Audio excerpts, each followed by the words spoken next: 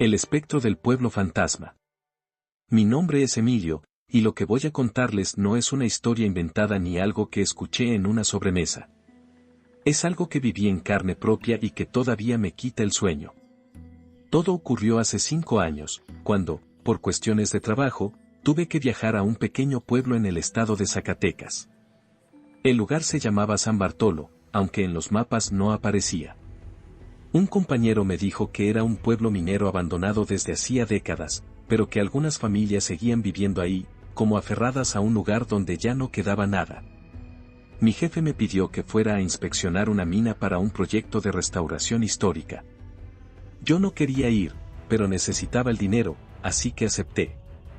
El viaje fue largo y pesado. Tomé un camión desde la ciudad hasta un pueblo más grande, y de ahí tuve que contratar a un señor con una vieja camioneta para que me llevara a San Bartolo. El camino era de terracería, rodeado de cerros áridos y matorrales secos. No había señal de celular ni nada que indicara que estábamos cerca de la civilización.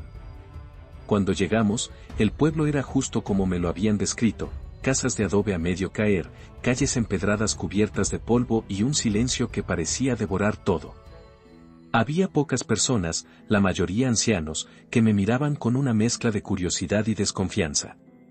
«Buenas tardes, ¿usted es el que viene por lo de la mina?», me preguntó un hombre mayor, con un sombrero viejo y un bastón de madera. «Sí, señor. Vengo a inspeccionar el lugar para un proyecto». El hombre me miró fijamente, como si quisiera advertirme algo, pero no dijo nada. «Tenga cuidado por allá. La mina no es un lugar seguro, ni de día, ni de noche», fue todo lo que agregó antes de alejarse cojeando. Al día siguiente, me dirigí a la mina. Estaba a unos 15 minutos a pie del pueblo, en un cerro. Llevaba una linterna, una libreta y una botella de agua. La entrada de la mina era una boca negra rodeada de vigas viejas que parecían a punto de colapsar. Desde que entré, sentí un frío inexplicable. No era el típico fresco de una cueva, era un frío que calaba los huesos y hacía que el corazón se acelerara sin razón. Pero seguí adelante. El interior estaba lleno de escombros, con túneles que se bifurcaban como un laberinto. Todo estaba en silencio, salvo por mis pasos y el eco de mi respiración. Al poco tiempo, empecé a escuchar algo más, un susurro. «¿Hola? ¿Hay alguien ahí?», grité, pero mi voz solo rebotó en las paredes.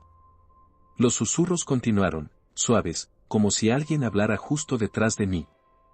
Me giré rápidamente, pero no había nadie. Decidí no pensar demasiado en ello y seguí avanzando, aunque mi instinto me decía que regresara. En uno de los túneles encontré un casco viejo, cubierto de polvo y óxido. Lo levanté para examinarlo, y entonces lo sentí, una presencia. No sé cómo describirlo, pero era como si alguien estuviera parado a pocos metros de mí, mirándome. Apunté con la linterna, y lo vi. Era un hombre, o al menos la sombra de uno. Llevaba ropa de minero, pero su rostro era borroso, como si no estuviera completamente allí. Me quedé congelado, incapaz de moverme, mientras la figura me señalaba con un dedo. «Sal de aquí», dijo con una voz que parecía venir de todas partes y ninguna. En ese momento, el túnel tembló, y algunas piedras cayeron del techo. Salí corriendo, dejando el casco en el suelo, y no paré hasta que estuve fuera de la mina, jadeando y con el corazón a punto de salirse de mi pecho. De regreso en el pueblo, le conté lo sucedido a una señora que vendía tortillas en una esquina. Ella me escuchó con una expresión seria y, cuando terminé, me dijo: «¿Usted vio al don Jacinto? Él era el capataz de la mina. Murió ahí cuando todo se vino abajo hace más de 80 años. Desde entonces, dicen que su espíritu cuida el lugar y no deja que nadie se lleve nada». Intenté reírme, como si fuera un cuento para asustar a los forasteros, pero la expresión de la señora no cambió. Esa noche, en la posada donde me hospedaba, me costó dormir. Cada vez que cerraba los ojos, veía esa figura señalándome, y su voz resonaba en mi cabeza. Al día siguiente, decidí que no iba a dejar que un susto me detuviera. Volví a la mina, esta vez con más cuidado. Pero apenas había entrado, comenzaron los susurros otra vez. Esta vez eran más claros, y parecía que venían de varias voces, hombres, mujeres, incluso niños. Sentí un escalofrío recorrer mi espalda cuando escuché a una niña decir: «¡Ayúdanos!». Avancé unos metros más, y lo vi. Un grupo de sombras estaba al final del túnel. Todas estaban quietas, pero sus ojos brillaban con un resplandor extraño. Entre ellas estaba don Jacinto, mirándome fijamente. «Vete. Este no es tu lugar», gritó, y entonces las luces de mi linterna parpadearon antes de apagarse. En la oscuridad, sentí manos frías que me jalaban, como si intentaran arrastrarme hacia las profundidades.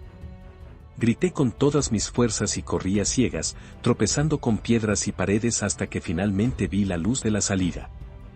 No volví a la mina después de eso.